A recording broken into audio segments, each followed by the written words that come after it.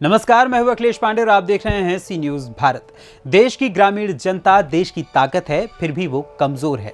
क्या आप जानते हैं कि आखिर ऐसा क्यों है?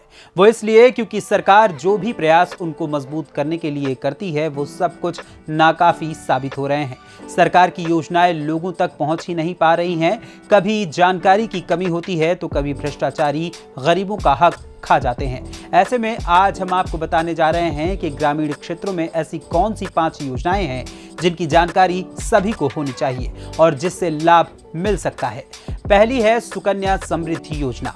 अगर आप एक बेटी के पिता हैं तो सरकार की सुकन्या समृद्धि योजना में निवेश कर सकते हैं। इस योजना की खास बात यह है कि सुकन्या समृद्धि योजना में आप हर महीने 250 रुपए से भी निवेश शुरू कर सकते हैं। इसमें ब्याज अन्य तमाम स्कीम से अच्छा मिलता है और टैक्स छूट का लाभ भी मिलता है। हाल ही में सरकार ने सुकन्या समृद्धि योजना के ब्याज को बढ़ाकर 8% सालाना कर दिया है।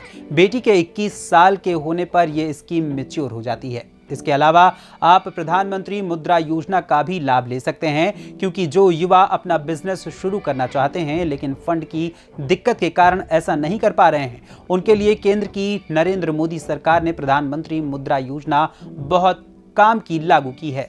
इस स्कीम में अधिकतम 10 लाख रुपए तक का लोन लिया जा सकता है। तीसरी स्कीम है आयुष्मान भारत योजना। देश के गरीब तबके को हेल्थ इंश्योरेंस देने के लिए आयुष्मान भारत योजना चलाई जा रही है।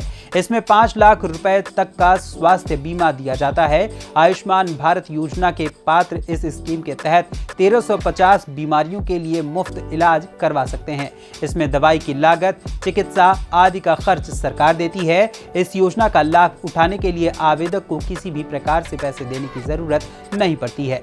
वहीं प्रधानमंत्री श्रम योगी मान धन योजना भी काम करने वाले लोगों के लिए बहुत ही काम की योजना है। प्रधानमंत्री श्रम योगी मान धन योजना बुढ़ापे को सुरक्षित करने के लिए है। यह स्कीम असंगठित क्षेत्र में काम करने वाले लोगों को पेंशन की सुविधा उपलब्ध कराती है। इस योजना के तहत हर मजदूर को 3000 रुपए तक की पेंशन मिल सकती है। ये पेंशन मजदूरों की कंट्रीब्यूशन के आधार पर दी जाती है। घरों के काम करने वाले मेड, ड्राइवर, प्लम्बर, मोची, दर्जी, रिक्शा चालक, धोबी और खेतिहर मजदूर इसका फायदा ले सकते हैं। इस योजना में अलग अलग उम्र के हिसाब से 55 रुपए से लेकर 200 रुपए मंथली योगदान का प्रावधान है। 18 साल से लेकर 40 साल तक के मजदूर इसमें रजिस्ट्रेशन करवा सकते हैं। इसके अलावा जो लोग किसानी का काम करते हैं उनके मतलब की भी एक योजना है जो उनके जीवन यापन करने में काफी मदद कर सकती है, और वो योजना है किसान सम्मान निधि योजना। जिन किसानों के पास 2 हेक्टेयर या इससे कम खेती की जमीन है, उन्हें सहायता देने के लिए सरकार की तरफ से प्रधानमंत्री किसान सम्मान निधि योजना की शुरुआत की गई थी। इस स्कीम के तहत किसानों को 6000 रुपए की आर्थिक मदद दी जाती है। ये राशि किसानों के खाते में 4 महीने के अंतराल पर 3 किश्तों में 2-2 हजार रुपए करके भेजी जाती है। देखा जाए तो ये सारी योजनाएं सरकार ने जनता की सेवा के लिए ही चालू की हैं, लेकिन अफसोस की बात यह है कि ये सब अक्सर भ्रष्टाचार की भेंट चढ़ जाती हैं।